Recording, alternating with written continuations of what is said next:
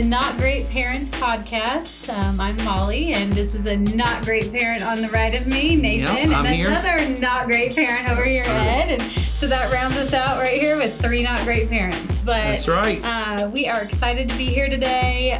We love getting the chance to talk to you guys about parenting, about family, about some of the things that we all have going on in our lives. So today we have a little bit of a change in our normal schedule. We're going to do a mini episode, what we're calling a mini episode that just focuses on one topic and really talking about it kind of more in depth than maybe some of the things we've talked about on other episodes. But, this week we've had some news in Nashville with a school shooting, and we know that as parents, that is probably on your mind and very possibly on your kids' minds. On your kids' minds as well. I know it's been on my child's mind. So we thought that this would be a good opportunity for us to just spend some time talking about having conversations with our kids.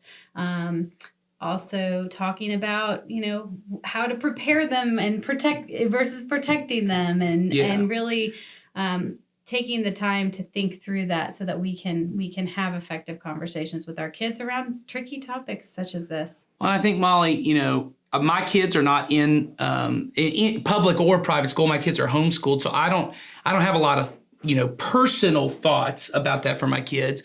And we were also homeschooled, right. So for my parents, and I remember I was 9 when kind of the first one that kind of hit public attention, Columbine High School, happened, the first kind of school shooting that happened.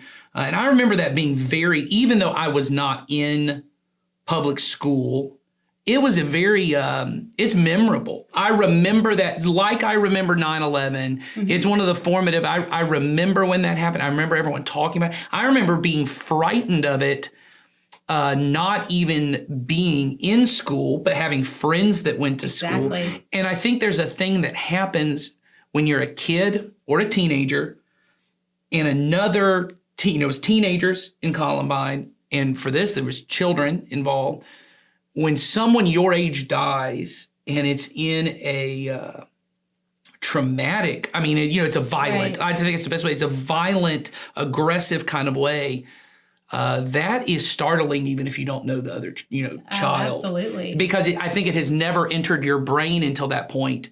Oh, children can be murdered. Yes, and then we add, visualization that comes in from the news and things like that. So those things sit with you, right, as a child and as adults. I bet everybody can tell you news scenes from those first shootings that we saw. I think we've now had a lot of them, so we're, desensitized to each specific one maybe. Sure, but sadly. But I do think that every one of us has been impacted by them, and our kids are as well. That's right. Yeah, I think the other thing is, even if your kids don't think about it all the time because of the news, or you don't let them watch the news or any of those kind of things, they have active shooter drills. They have things going on at school that have to raise some kind of question in their minds of why is this happening and what's going on. And I don't really know what the teachers say about those things as they're preparing for them. Well, and I'm sure it's teacher by teachers. That's what I was going to ask you. You do have both of your children are in the same elementary school. Both of my kids go to the same elementary school. These drills are part of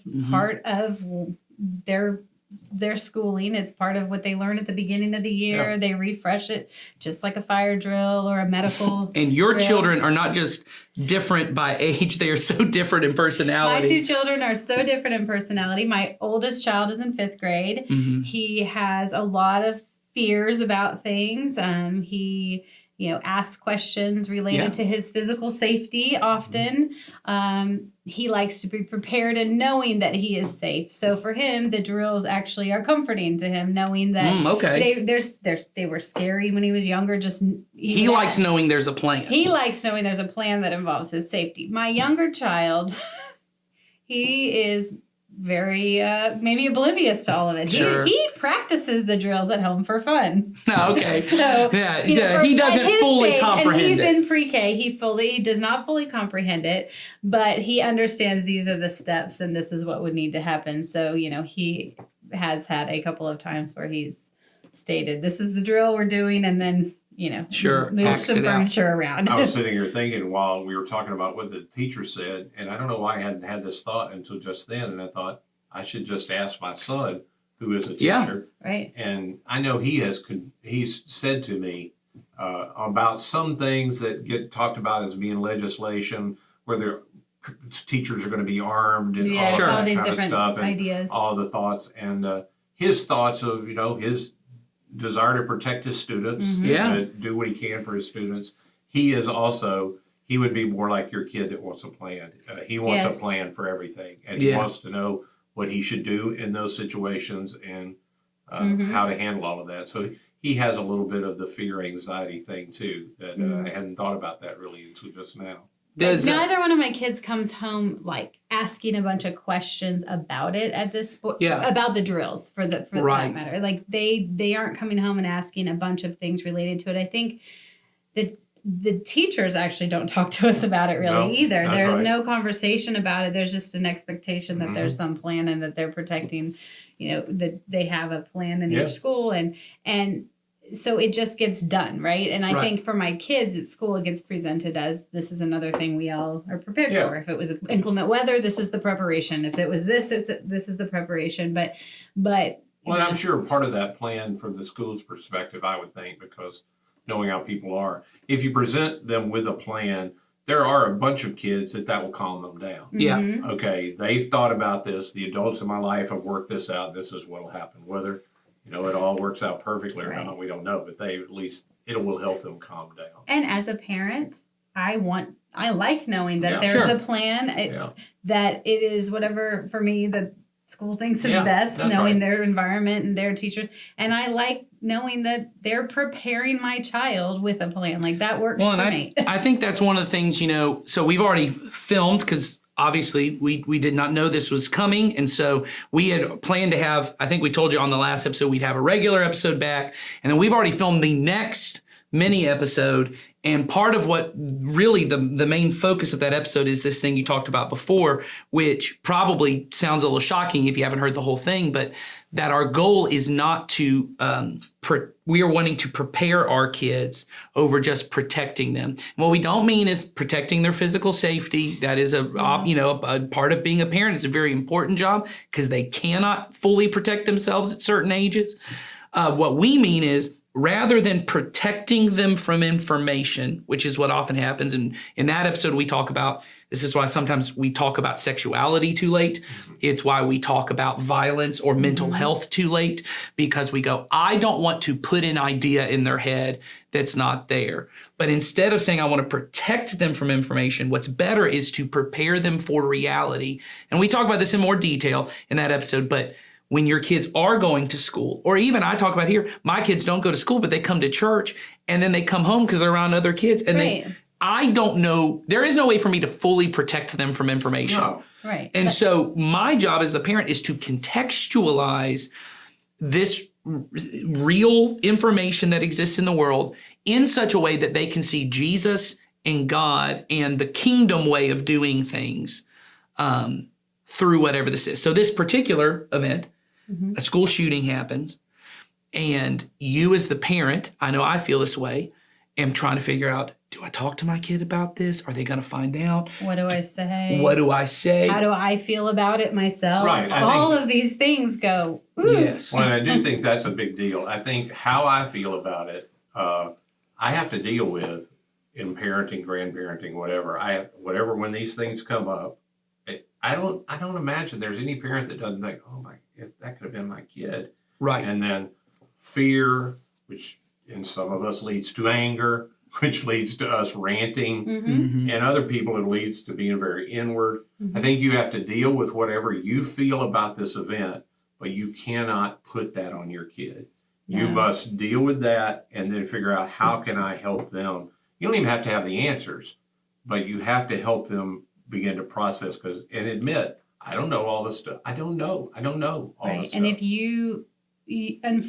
fortunately or unfortunately, the timeline can't resolve around how long you want to sit and deal No. with it, because your child may need answers from you. They may have burning questions. They may be carrying it internally that they need you to help them. They need us to be there. And I think, Yeah, I guess what I was thinking along the terms of, and I have actually known parents to do this, what you can't have happen is you can't pull up in the car rider line and the kid gets in the car and go, oh my God, did you hear about the school shooting? Let me tell you all the things. Oh, I'm so scared. I was so worried about you. And you can't emotionally vomit on your kid in the moment and they're overwhelmed.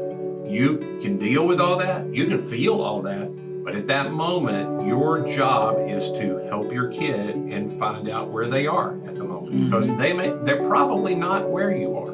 Right. So in light of this most recent school shooting, I know a lot of you as parents are probably concerned about how do I talk to my children about these kinds of things when they do happen. And so I thought it'd be helpful to maybe walk through just a few key points that you might want to keep in mind as you go through this process. And of course, as you've already heard us say on this podcast, it's important to reflect on your own feelings first before you go into a conversation with your children. You know, we as parents, we are the greatest source of strength and stability for our children. The truth is, they're looking to us for all the things, right? They're looking for us to provide a place where they can feel loved and to feel safe and to just find that bedrock stability that they need. So my advice on that is just try not to approach your kids when you aren't feeling calm and you aren't feeling centered. If you need to do some work, maybe even some time of prayer, just to kind of settle your own emotions before you get into the conversation, that's probably an important thing to do. And of course, if you need some help with that, talk to someone yourself. But then as you kind of move into this place where you want to feel like you want to talk to your kids about this, I want to just say, first of all, if you're concerned about whether it's okay to start the conversation, it is okay for you to start the conversation. A lot of parents get the idea that if I bring it up, it's going to make it worse. That's actually not true. That's actually not true for a lot of emotional conversations that we tend to have with our kids. Because see, if the thoughts are already there in your child, you not having the conversation is actually worse, because it leaves the kid open to their own imagination and what they might just come up with in their head, or they might be getting some other thoughts or influences from friends or even from media. And it's important for you to step in and to be, again, that stable force or that framing kind of influence in their life. But if the thoughts aren't there, you're not going to make them any worse. In fact, you bringing it up may give them a chance to sort of work through and verbalize some of their feelings. Another thing that I think is real important, and I've talked about this on other episodes about how we talk about emotions with our kids, and that is, it's important to just ask questions. You know, things like, tell me what you've heard about what happened, or are you talking to your friends about it? Are your friends saying anything about it? Have you seen anything about this on television? And of course, are you worried about anything specific when it comes to you? And then just allow them to sort of drive the conversation instead of you inserting all of your thoughts, and find out what really bothers them first or what they're thinking first. And then you can sort of come in and offer your perspective. And again, this is another point that I've talked about many times when it comes to emotions, is our job is to normalize our child's feelings. See, everyone feels afraid sometimes, and you need to say that to your child, including you. It's okay to say, you know what, Mom or Dad, we get scared sometimes too. It's normal. And I would say this is a great time for when you do talk about how we deal with feelings, for you to share where your source of peace comes from, where your source of safety comes from. And that, of course, for us believers, it's our relationship with Jesus. I think this is a great opportunity when you have these emotional conversations and you talk about some of your own fears with your child to tell them how you're praying in the days ahead. You know, we're praying for the families. We're praying for the people who were affected by this. And we're leaning on Jesus and how he comforts us and makes us feel safe and how He protects us. And of course, in the conversation, it's important to emphasize safety. And if there's any misinformation, of course, when you ask these questions, you might hear some things from your child and it's just not right. And maybe they've gotten some ideas and they're a little bit out of whack a little bit. And so the truth is, there is no immediate danger to your child, and you need to remind them of that. The truth is, these shootings don't happen that frequently. We feel like they do because we see them on the news so often. But by and large, children are safe at school, and we need to remind them that they are safe. It's a good chance for us to remind them that there are leaders, there are teachers, there are first responders there who are protecting them, and there are things in place, and that they can feel safe in school. And there's that old thing you've probably heard before when way back in the day when Mr. Rogers was a thing in our culture, and he was very influential. Someone asked him this question. They said, how do you talk to kids when you see all of these things on television? And his advice was, instruct your kids to look for the helpers. Look for the good that's going on around that, and it will reassure them that, if anything like this happens, there are good people who are there to help and protect me. And so that's another thing that you might want to point them to just to help stabilize them. What's interesting is as I'm having these thoughts and trying to decide how to present them to you guys, I actually had a conversation with my daughter. She's 16 now. She's in high school. And so I come home, and she's the one who informed me of this most recent school shooting. She said, Dad, did you hear about it? And of course, I hadn't at the time. And so I allowed her to kind of fill me in. I found out what she had heard. We both went on our phones and looked up some details because, again, she's a teenager. She's going to get these details. If she was younger, I probably wouldn't have done that with her. But since she was old enough and she was already investigating, we talked through some of those details. And then I began by asking those questions. And in fact, I just said to her, I said, so tell me, how does this sit with you today? How are you feeling about this? And it turned out to be a great conversation. We talked about all of the safety measures that she had seen put in place in school and how that was what helped her to feel safe. And so I reminded her of those things and just kind of checked in on her. And she was able to express some of the thoughts that she was having, and we processed some of those emotions. And it turned out to be, I think, something that she probably needed because she came to me. And she was letting me know that this is going on. And so leaned into those emotions. And it turned out, actually, I think, to be a help to her. In the episode you were supposed to see today, we're talking about you only have so much time with your kids. And so you'll see more about this as it comes out, which means you only get so many dollars to spend on influence. And the point of that episode that you'll see is we want to spend all those on Jesus. And I'm not saying that doesn't mean you shouldn't talk to your kids about politics or you shouldn't put those things out. Politics by their nature, though, often, and what I mean is the rhetoric we have around politics, gives very simple answers to very complicated problems, which the older your kid gets, the more they want to poke holes in those things, and it becomes more difficult for you then to talk about what really matters in this situation, which is, where is God? As we said from the beginning, where is God in this? How can we see Jesus in this? And what would Jesus have me do in his kingdom? Because so, in all of this, and so I think you're right on where is God and what would I say. So if a kid asks me that, where is God in this? In this particular thing, we know there were some adults killed. Most likely, we may not find this out to be true, but most likely in every other one of these, those people were trying to protect children. Mm-hmm. Mm-hmm. And so where is God in that? Well, that's even if those people aren't Christians, God has this thing that he places in us to protect and help children. So I would say to kids, where was God? God was in those people, and God was in the people who eventually stopped this man. I guess it was a man. I think this one was a woman. Well, was it really? This one was a woman. I think there's some things around that too. I don't know enough about the news around it. But like you said, and this is the unfortunate part, and this is when Molly and I talked about it of, responding to this one.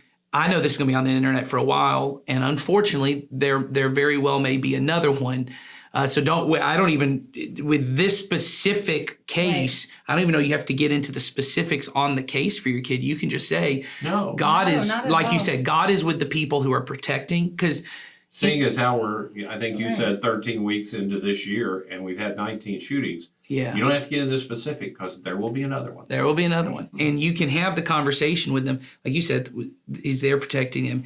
And what we know is that God is with every person. And, you know, I've shared this story with some other people before, but I just had a moment in a prayer one day. I should have not started sharing this. Sorry, it's very emotional. I had a moment in a prayer thing the other day where I had someone who lost their life, and I was just praying to God about it. I was so emotional about it. And I could see in the moment that while they were there and their life was ending, that Jesus was sitting right next to them. And that where we know Jesus was Jesus was holding every one of those people. Yep. And that he never leaves us. And I do think there's a comfort to that, to be able to say to our kids, you know, he never leaves you. He's always going to be there. And that's where God is in the midst of all these things.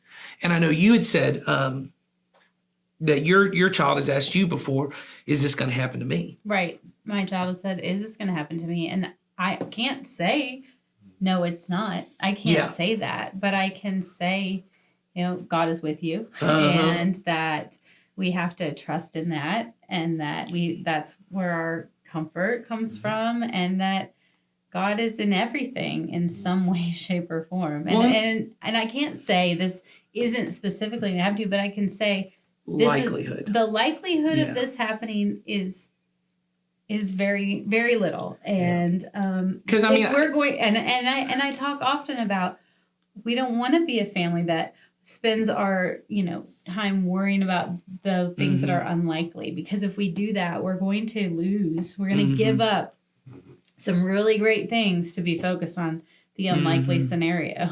Well, and I think that's right. I think it's okay to say it does not minimize the loss of life for us also to say to our children, even though this happens more than should or we would ever want to happen, percentage-wise, statistically, the likelihood of it happening to you, I think there is a confidence we can give to our children. Like riding, you know, you're talking about riding in a plane. Statistically, it does happen. And yes, it happens more than it should. But it is you know, when we talk about nuance with the younger your kid is, you can probably have a conversation with a 15-year-old about, you know, oh yeah, this is statistically higher than it should be.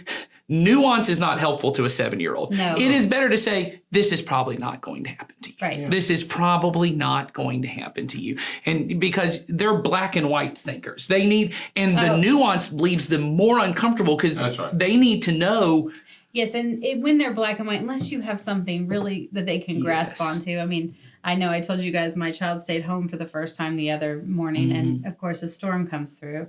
So when I talked to him about it later, I said, what were you afraid of? And he mentioned something about they. And I said, who is they? And what were they in your mind going to do? Right? And that was okay because he was able to say to me, well, they might like rob our house or something. And so I was able to say, when you stand on our street, if you were going to choose a house to rob, would ours be it? And he said, because that's concrete to him. That's black and white to him. That's right. That's a scenario by which I could do it. Sure. I cannot do it in other scenarios where that's there's right. nothing like tangible That's for him right. to grab onto That's right. because of the That's right. stage he's at in life. He's 10. Yeah. So then one thing my girls have asked me when we've talked about this before is, why doesn't anybody do anything about this? I mean, I've asked that question to Yeah, myself. Have you? That's And what I would have to restrain myself in talking to a grandchild about it. I would have to deal with myself of, why doesn't this get fixed? Why aren't we changing this? And so my answer has been to my girls, you know, I do believe that there are people working to try and fix this. And I've told them, and even getting into just trying to help them understand policy, I said the struggle is in our country, not everyone can agree. And so there are people who have an answer, and there are other people who have another answer, and then there's a third group of people, and they got an answer, and everyone is trying to figure out. And I said, unfortunately, there probably are some people in the mix who aren't necessarily even trying to do that. And that's the unfortunate, nature of humanity is Right. everyone can't agree and we all have different things. I said, but the thing we can know is that the question you're asking, this idea you have of someone should fix this, that's Jesus speaking through you. Well, and I would say that is there's a thumbprint of God in that. God definitely wants it fixed more than I. That's what I have to remind myself of when I, in another situation. I've been in that the last few days or so with a situation that's just so incredibly unjust to me that I've talked to God about it, and God wants this more than I do, and He is at work at it. Yeah. It just isn't happening on the timetable I want. And the part I play is continuing building into the kingdom. So I would say, again, if I'm talking to an 8-year-old, I'd say, everything we do in trying to help people follow Jesus and you beginning to follow Jesus is us trying to do something. We're trying to change people's hearts and help people one at a time. And if everybody gets on that eventually, this will change. There have been problems and again, now if you get to an older kid, you can talk about problems through the century that people never thought could change. That long term, it was followers of Jesus that began to change those things. That's right. That the kingdom begins to break out. And I do believe other countries have changed this. I believe the power of God at work through His people will change this in our country one day. I may not see it, but I do believe that will happen. It won't happen because of politics. It will happen because the power of God at work through His people. Eventually, this will change. Which is why we talk so much about chasing the goodness of God and not this greatness of everything else. That's right. And I think, even in this scenario, it's hard to see sometimes. It is. And when we talk about what can we do, well, we know there is so much power in prayer and modeling that and including our children in that one act. And I know people say, don't say thoughts and, don't say thoughts and prayers. That's just like insensitive, but not if you're actively praying with your family. That is something that we want to teach our kids to do and do it with them. Yeah. And then, speak to God together as a family. One thing for sure is we do not want to buy into the cultural narrative. And I get why people say it, because so many people do say thoughts and prayers, and they don't do either. They say thoughts and prayers on social media, and they go right back to the baseball game or right back to Netflix, and they don't pray and they don't have many thoughts about it because they just don't want to deal with it. But we aren't the people that don't pray. Right. We do believe that there are unseen forces at work for good and for evil, and that God has given us the power to call on that. And somebody has to train our kids and our grandkids that is a real thing that's taking place.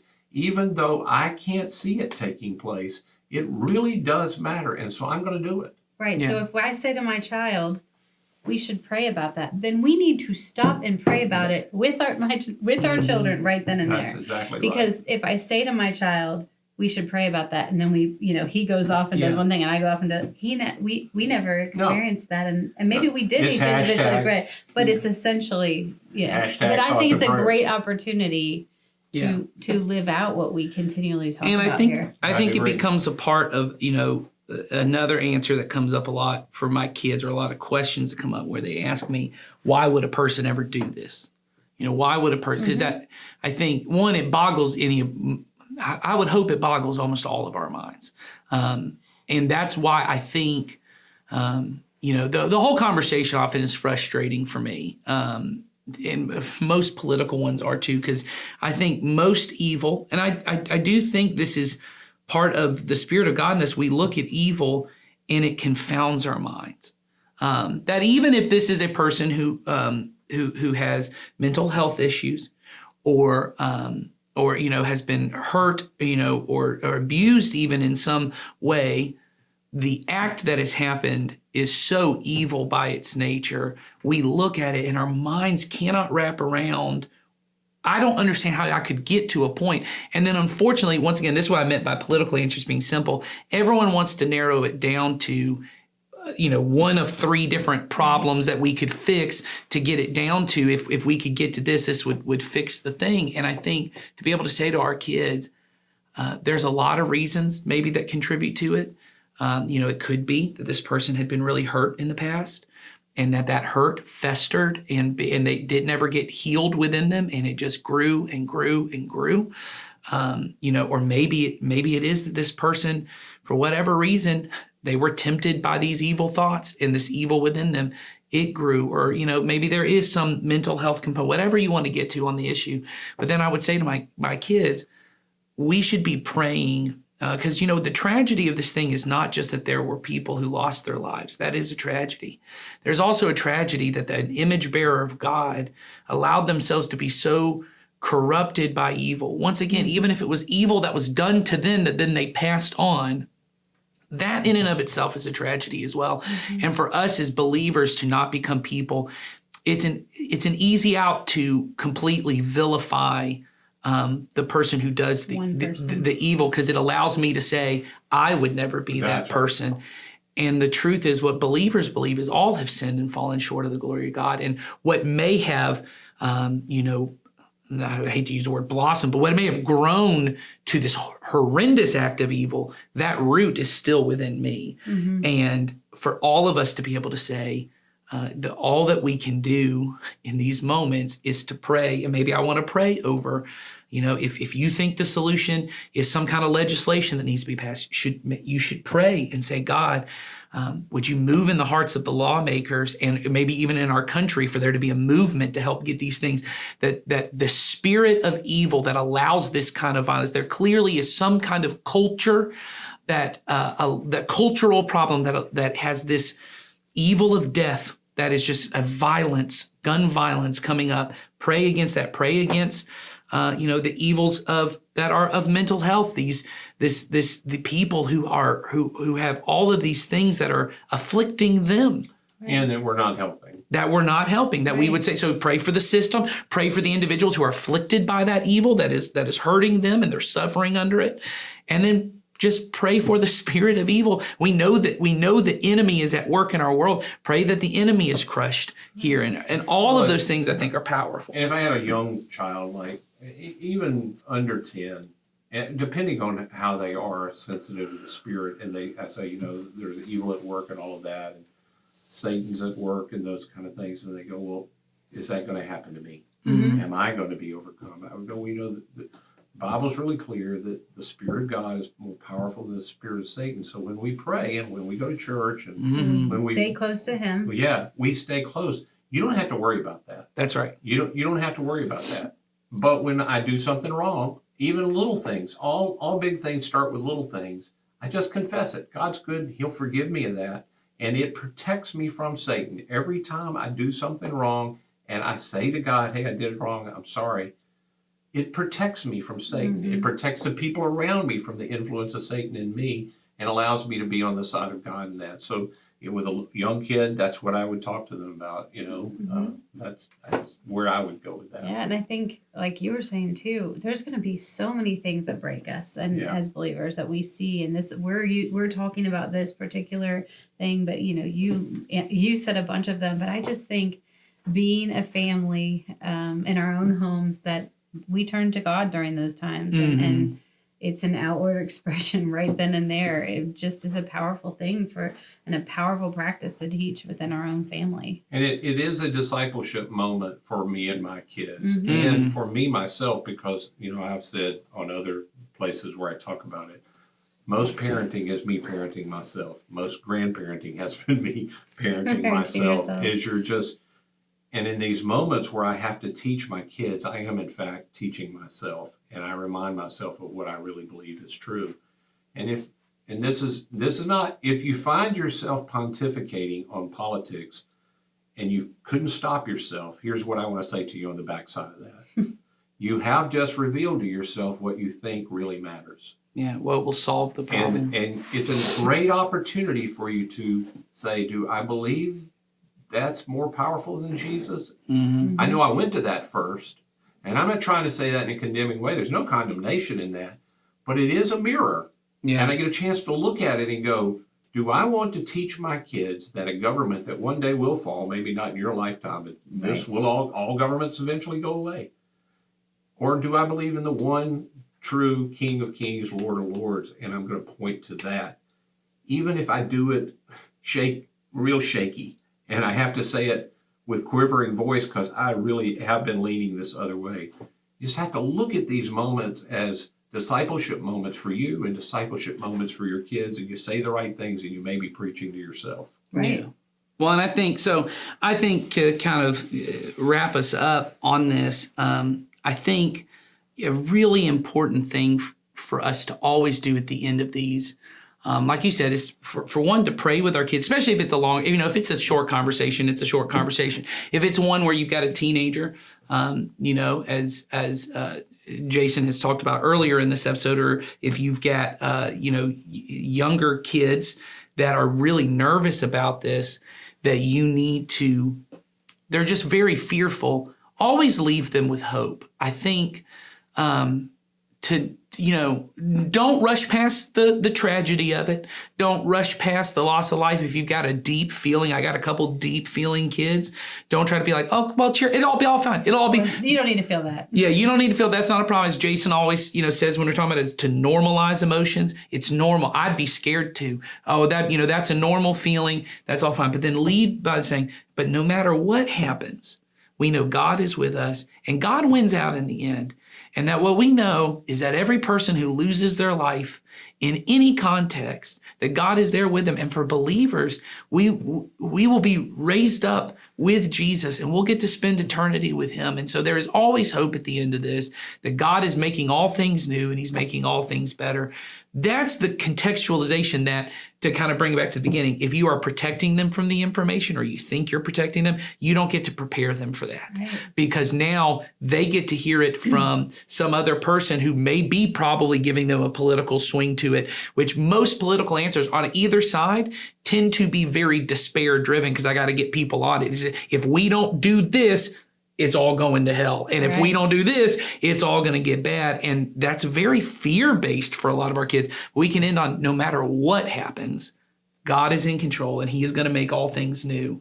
Right. Now, the kingdom of God is breaking out in our world everywhere, and it is in these problems too. It's hard for us to see when they're at this dark stage. But that's what I want to lean into, that love, joy, peace, patience, kindness, goodness, gentleness, self-control, all the things that Jesus came to give us, does win out in the end. And I want my kids to know that. And I want them to lean into it, even when I'm afraid, even if they have to talk to me about it every day, that those things are what we are trying to bring about in the world. But we can't bring them about in any other way than in the way of Jesus. Right. So I think if you have other questions about this, we have that link. Yeah, we have a link in the description there. In the description, and we want, feel free to submit any questions about this or anything else for future episodes. But certainly, if anything came about in your mind from here, let us know. We will look for an opportunity to talk about it, because I think this is important information. So yeah, yes. I think we've exhausted it. I think we have. I was just wondering, you all called this a mini episode. It's not that many. I was just thinking, I don't know how long your episodes would normally go, but we don't have a clock, so we just talk until They we get to the they go long. until we get to the point where we feel like we got through the material. It's mini in that it's basically this and that segment with Jason, And whereas normally we have like 7 Yeah, seconds. we don't have all these segments to it. So, all right. Yeah, but Okay. it's mini in that people would probably rather listen to this than the other stuff. So, I have enjoyed being a part of this. well, we've been glad to have you on the We are podcast. glad you were with us today. It probably won't be the last time we bring you on. So. there you Wow, go. that doesn't Very normally good. happen. Well, for any information you need, or look in the show notes, and we'll see you all next time.